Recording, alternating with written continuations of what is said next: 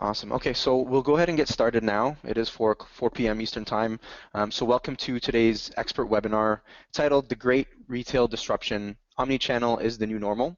So we will be recording this webinar and it will be available afterwards on our website and on YouTube as well for reference. So we have a great presentation in place for you all today, and we're definitely honored to have our guest, Chris Petersen, sharing some great insight and knowledge and relevance to retail. So our guest today, Chris Petersen, has a great background in industry retail consulting and specializes in leadership, marketing, and measurement. Chris has worked alongside Fortune 500 companies, providing expert advice on improving performance and partnerships. He's also the CEO of Integrated Marketing Solutions and the founder of IMS Retail University, which currently has over 15,000 graduates from over 40 countries worldwide. Now, our guest is focused on building the bridge between the retailer and the manufacturer in an effort to optimize the selling experience. Now, again, if you do have any questions for our guest, please submit them through the question box, and we'll have some time at the end to address them. Now, without further ado, Mr. Petersen, thank you for joining us today, and the floor is now yours. Ali, thank you for the great introduction. It's an honor and a pleasure to be here as part of the VEND webinar series. We really appreciate the opportunity. As Ali mentioned, they will be recording this. I'm going to proceed pretty rapidly through a series of slides to share with you. If you don't quite catch something, I'm sure you can go back and take a look at the recording. And again, we'll have some question time at the end of the presentation. I've been working in the area of retail for 3 decades. This guy kind of looks like what you look like after 3 decades of retail. That could be me. Actually, it's a picture of Charles Darwin. And I chose his photo for the very reason that he has a great prophecy for retail today. He, as you know, wrote about biology and species and survival. And a lot of people think he said it's the strongest that survived, the fastest that survived. He didn't say that. What he said was, it's not the strongest or the most intelligent that survives, it's the one most adaptable to change. And that's what we want to speak about today, is what's changing. If the retailers had their choice, they probably would not change. They love consistency, they love their historical models. What's changing is you, the consumer. And so we want to talk about that in the context of omni-channel. As part of my job, I get to travel the world and do seminars, speaking, as well as retail university classes. And one of the places I visited is Thailand. And Thailand has some interesting markets. If you get a chance to stop over, it's a great place to go visit. This is kind of a traditional market with vegetables and homewares and that sort of thing. And suddenly you hear a train whistle, and a train is coming down the track. I mean, it takes you aback to hear this train coming. And you wonder if these people know they're on a train track. And what's quite amazing is the train literally passes right over the fruits and the vegetables in the market stalls. And people go scrambling for cover, cling to the walls, and you're wondering what possibly is happening. And then after the train passes, they drop their awnings and they're back in business. I show this video a lot in Retail University as a symbol of how these retailers have really adapted to change. That train comes by every 2 hours. I'm sure they have a schedule, but they know how to do business in a market and meet their customers' needs. And that's harder for some organized retailers today who are very entrenched in their business model. We have a series of what I call sound bites. They're perfect as tweetable tweets. This is the first tweetable tweet, and it's really a topic that I get called on to talk a lot. It's omni-channel and what it means. And I characterize it as omni-channel is the new retail normal, but it's not necessarily something that the retailers choose to do. What it's really about is the behavior of consumers.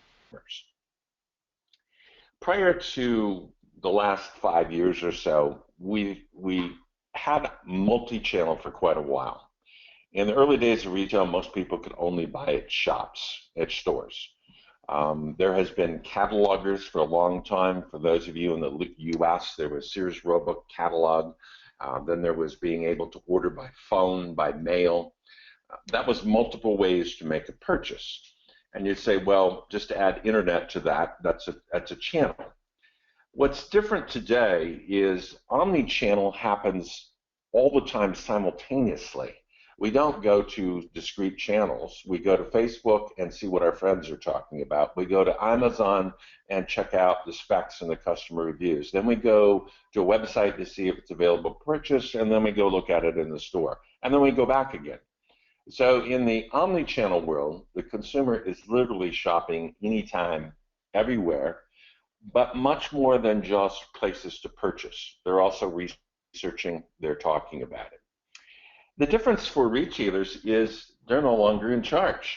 Anytime, everywhere means you, the consumer, in charge. You're in charge of where you go for information. You're in charge of how you compare prices.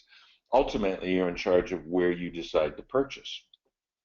That changes a lot of things on the retail side, and for that matter, for OEMs who are trying to sell through retail. I just completed a speech in Cancun, Mexico for Intel, and it was interesting. As you went down the beach and people laying there, they typically had a notebook, a tablet, a phone for sure, and a lot of them were doing Facebook, but they were also shopping. They shopped literally on the beach. The photo on the right, you can see people shopping, going to work, QR codes, looking up things, finding things. It's the way the consumer consumes information and interacts that is different than before.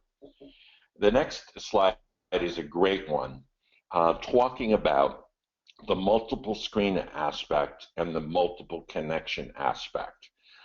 And the stat at the bottom, 51% own a smartphone. In some countries today, that's as high as 75%. But the amazing statistic is up at the top. 22% report that in the same room, they're watching different screens most of the time. And that is a great family photo, I think. Today, it's not the big screen on the wall, the television ad. Everybody's checking out their source of information. It's how we shop. It's how we interact with our world. A key component of this omni-channel is mobility. I call it mobile me, a world in my pocket. An interesting statistic is there's more phones, mobile phones in the world than there are people. And obviously not everyone has a mobile phone, but if you go to China, you will see many people carrying two of them for different purposes, one for talking, one for researching, one for data streaming. The key is the small screen of the smartphone has become the portal of access that enables me to shop anytime, everywhere. In this next photo, we have a photo of what looks like a young lady shopping in a store, but if you look closely, those aren't real products. Those are photos of products. This is Home Plus. It's a store from Tesco that was launched in South Korea. And there was no space to find for real estate for stores. They literally photographed the entire store, and they started by putting the photographs up in the subway. And the reason is it is very painful to go shop for groceries in South Korea. Transportation's an issue, the commute's an issue, hauling things home. What Tesco found is that they put this off and allowed people to shop by phone going to work or coming back from work. They would get them hooked on making the purchases and then delivering to their door. It was a way to create a store when you could not get real estate, but more importantly, create a relationship with a mobile customer. And if you go to Russia today, there's a retailer that has said, hey, we can do the same thing for selling gadgets. In the subways in Moscow, they have literally put up stores, kiosks, if you will, or signs that sell gaming, sell gadgets, and they've gone one step further by putting an assisted salesperson there to help you, as well as answer questions. So we're literally seeing stores without walls. We're seeing a blend of digital stores and physical space. Things are changing quite rapidly. Connected we. We are social beings, and we love the aspect of social part of shopping. And what's different is the world of social media. If we would have had time, we would have looked at all the aspects of social media and how we are connecting via social media. Now, retailers often ask me, Chris, we have tried social media and we don't sell very much. And I would agree that social media hasn't done much in terms of driving phenomenal sales. But the issue is, this is how we connect. We check things out. And I love this photograph. This is kind of the aspect of the connected we person. Got a notebook open, could be a tablet, a phone up to the ear. Underneath the jacket over here might be a new smartwatch, connecting them. This is today's customer. We don't shop in a linear fashion. We're constantly talking about it, connecting on social media. What's so important about the social media is on this next slide. People begin the journey online. If it's beyond an impulse purchase, if it's something they're considering, they typically go research online on a site, or they go to a blog site, but most importantly, they go to Facebook, they go to their friends. And the statistic in red is overwhelmingly important in omnichannel. Consumers believe their friends 14 times more than an advertisement. So while we may not sell physical goods so much on Facebook, Twitter, Instagram become very important, powerful tools where friends are talking to friends and seeing what they think of products. Another aspect of omnichannel is this unlimited choice.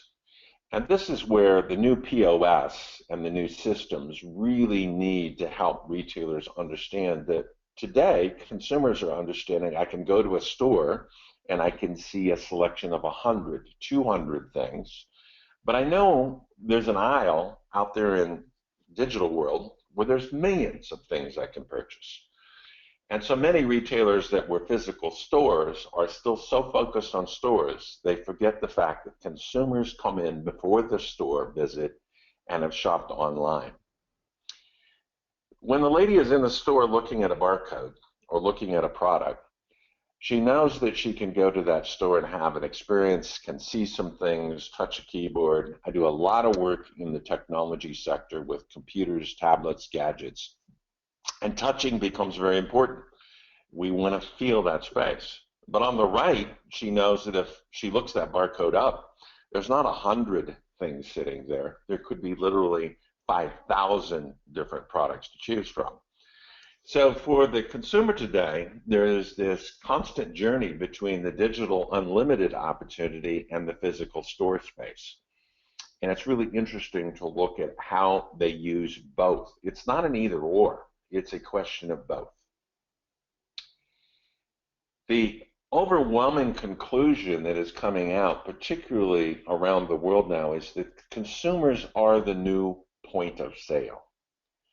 The retailers have been geared up and historically have looked at cash registers and point of sale and checkout as the store being the place where the purchase is made. A purchase is no longer just an event. It's a journey over time. But the consumer now has a choice. I can buy online and I can ship it to my home.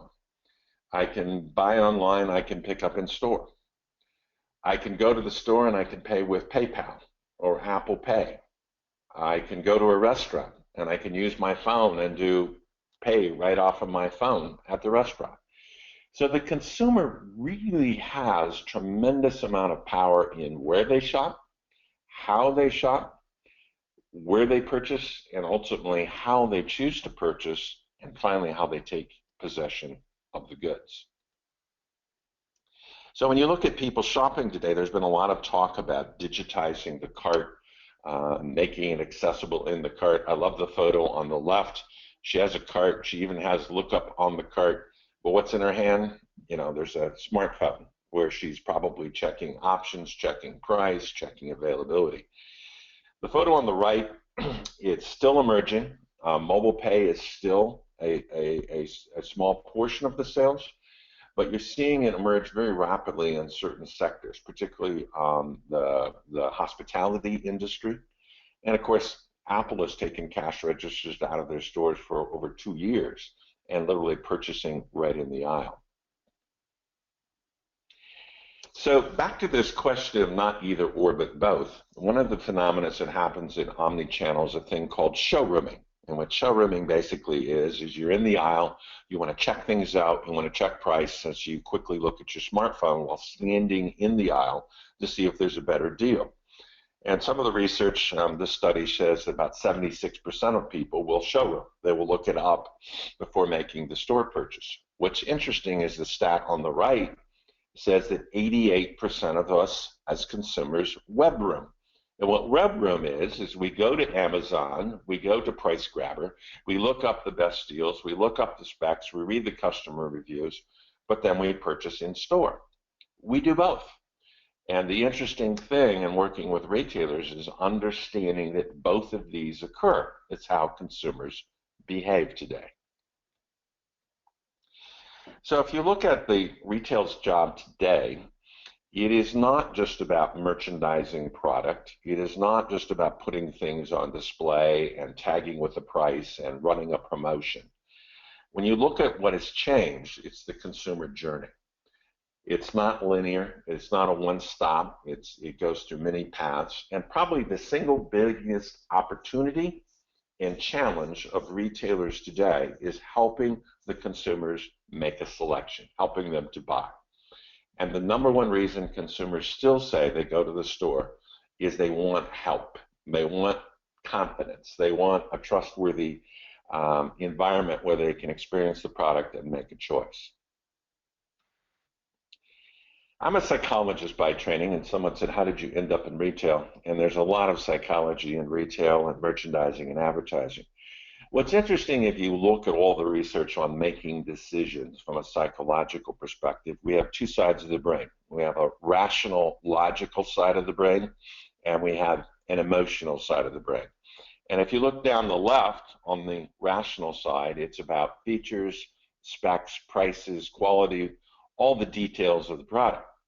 What's so unique about Omnichannel is you can get all of the rational information from the web. Consumers research the rational online. What they can't get so easily from the web is the emotional. How will it feel when I try on this pair of clothes? Will it look good? Will I feel comfortable using this product? Is there any sort of fear factor that it's going to break or it won't work? The emotional side is where the stores have a competitive advantage. So in this retail university, we have great fun talking about what will it take to survive, predicting to survive. And when I go work with CEOs and CFOs at retail, they always say, what's your punchline? My punchline is differentiate or die.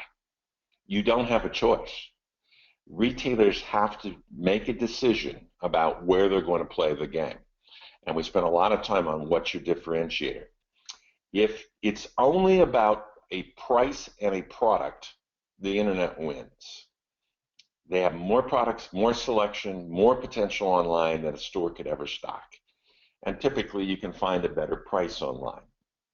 So when I go work with retailers, I typically show the slide about, are you adapting to change? And typically that, they say we are. And I say, well, there's a whale waiting underneath there that's going to gobble you up if we're not looking at all the dimensions of differentiation.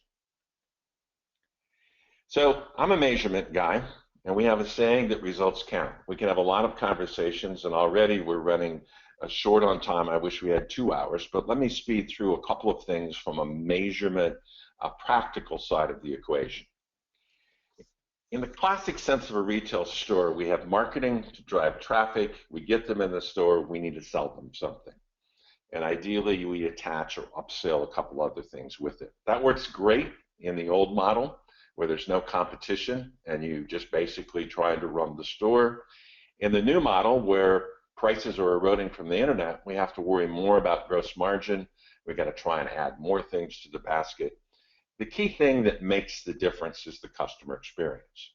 not only from the sales standpoint of closing deals, but also the satisfaction standpoint of repeat visits. The internet actually uses the same model.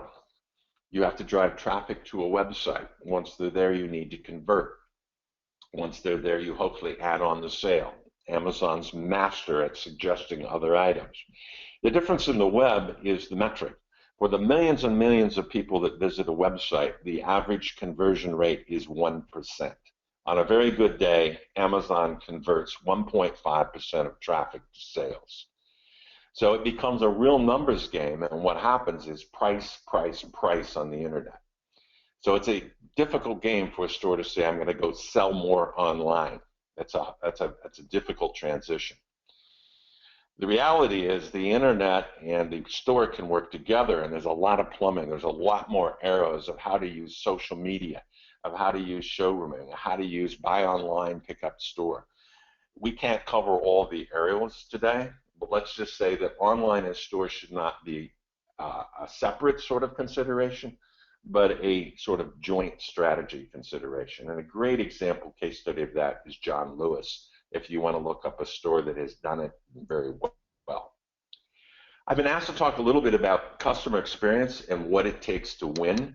And the new P in retail, there's 4 Ps: product, place, price, promotion. The new P is really personalization. How do you make it personal? Starbucks is one of the best, I think, examples of not only mixing your drink to custom things, but getting to know the customer. This is a cup from my daughter who was taking finals in grad school, and they wished her good luck on her finals. So many OEMs and retailers think, well, I'll personalize with signage. I'll tell people we can connect you to the internet, we can hook you up with Facebook. If you look at the photo on right, and you probably can guess which store that is, a lot of the personalization comes from people and engagement. It's an interesting stat I just wanted to throw up, and I won't spend time going through every one of these, but roughly there's been a study done of failures of consumers who were frustrated or dissatisfied. And if you look across the board, it's 30 to 35% of them were related to people. People who couldn't solve their problem, people who were poorly trained. What the data suggests is people become a very huge issue in this omni-channel world in the store.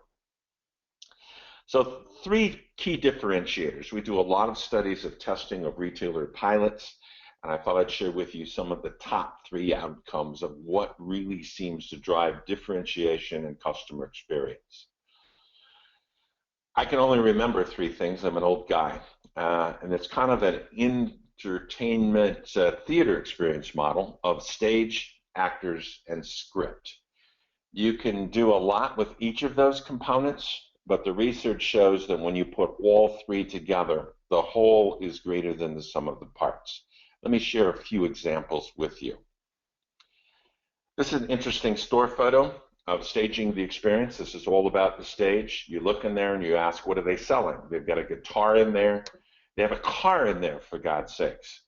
Actually, this is a photo of the AT&T flagship store model for the US. What AT&T has quickly found out is they have to have an experience to sell more minutes. It's not about the phone, it's about the consumer using minutes of data. The way you do that, you create a stage to show it. Worked a lot with Nike over the years. Nike, several years ago, made the decision, we're not selling just shoes. We're selling how to prepare for the sport, how to compete in the sport, how to live the lifestyle. And you see in the Nike Town, the Nike shops and stores, a whole presentation around the experience. IKEA, a great example of staging the store. It takes 1.6 kilometers to go from the door to the meatballs. And in that journey through the store, you're going to see a lot of vignettes, not of particle board, but what that furniture can look like in your home. And the wife says, I need that in my kitchen, or I need that in my closet. It's a great example of staging for experience. What we haven't seen a lot of talk about recently is the talent, the actors. So many retailers look at the actors as labor cost of running a store. In this omni-channel world where the consumers are looking for the experience, the actor becomes incredibly important. On the upper left up here, we have a picture of a woman trying to buy something and all the actors, all the people standing around doing nothing. In the middle, we have a shot of a classic rep or promo person who will tell you all kinds of specs, but I already know those specs. I've been online. On the right is my favorite shot of a salesperson literally selling off of a pallet. No stage, but taking the time to get to know the customer, helping them buy. The script is the most least understood thing of retail. It's the process to engage. It's how do you engage that consumer once they've been in the door. SOP stands for Standard Operating Procedure. And the really great successful retailers today are building in engagement into their model. If you ever get a chance, if you haven't been, go to Build-A-Bear. It's a place that is just an incredible store built around a process. It's designed for kids to have an experience. They choose a bear skin, they stalk the bear skin, they name the bear, they dress the bear, that's where the money is, the clothes, ka-ching, ka-ching. And Build-A-Bear turns a $4.99 bear into a $129 purchase. And the great part is it doesn't stop there. They name the bear, they give it a birthday, and the experience continues online when the kid gets home. Who does the best job of that in retail? Well, you probably know a lot about Apple. You've seen the glass staircases, the floors. This is the secret sauce of Apple. It's the approach. They spend 2 weeks before they ever let an associate on the floor. They must master how to approach a customer and ask open questions. And you'll notice in there, there's nothing about selling a product. It's about solving problems, presenting a solution, and creating a relationship. They have done one of the best jobs in terms of changing the model, in the technology sector at least. By the way, personalization and scripts also work on the web. This is an example of Zappos website, who's done a great job with live chat. Live chat is an interaction with a human being. Although you're not talking to them, it can make a huge difference in conversion of sales online. And I think there's a great opportunity of merging online and store opportunity there. There's a great poet in the US, she just passed recently, but she had a great saying that kind of summarizes this. People forget what you say, what you told them, but they never forget how they felt. And you'll forget most of what I said in the last 29, 30 minutes, but hopefully you'll remember a few things about some of these photos. And one of the things that my colleagues and I have done a lot of work in the stores on is how do you personalize the experience? And what is so interesting about the store is they're so product-centric and talking about the product and the specs and selling you that they forget to ask you about who is this for, how's it going to work, what's the lifestyle? And if you can get the 4 W's answered, the customer feels good about it and they feel that you help them to buy. Give you just a real quick example from personal experience. I went to buy a computer for my daughter Autumn. The customer service representative on the floor basically said, "Welcome, sir, blah, blah, blah, great stuff. Glad you're here to buy a computer today. And you look like a business guy, et cetera, et cetera." I said, no, this is for my daughter Autumn. "Oh, well, we have some new technology, and it's really designed to be for women. Does she like pink? We've got some new colors." And I said, "Maybe." And they said, "Well, let me show you some of these new lighter models that women really like." Well, the associate never answered, what is she going to use this computer for? Where is she at? When does she need it? How does she use it? So happens my daughter works for the UN in the South Sudan under some unbelievably harsh conditions. She's not going to be worried about a light computer or pink. She's going to be worried about, does it have 14-hour battery life and is it rugged? So that's just a quick story to say that so many times the retailers make assumptions about who's there and they forget how to engage and personalize. 5 takeaways, because I see the clock has already ticked down. Let me give you 5 thoughts. First one, in retail today, the consumer journey begins online. Even if you're only going to sell in stores, you need to be online to be where the consumer starts, whether you're engaging them with an experience or making them aware or in social media, incredibly important to be where the consumers are at. Connect anytime, everywhere. I just recently went to several seminars on the whole importance of how do you get people to go from the computer to the phone and take it with them. We talk about rich content. QR codes are a way for OEMs to create rich content that I can look at the subway and review and see things later. Beyond products, stage to engage. On the left, you have the state-of-the-art, high-tech visual screens in the store. And we're going to see more and more virtual reality ability to explore in store. But I love the photo on the right. I'm a photographer. That is about as basic a store as you can get. But what that gentleman did with that young lady was hand her the camera and let her explore.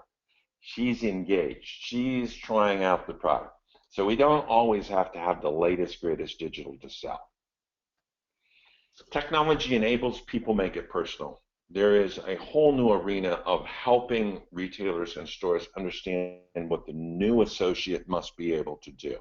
The model is no longer tell and sell, it's help people buy, help them drive, show them what's possible. And finally, personalize. Power to change, to make it possible for me to choose. This is an example of an app on a tablet, obviously, but letting the customer choose the color, letting the customer make the final decision, helping them to have the power of choice and to decide. Amazing how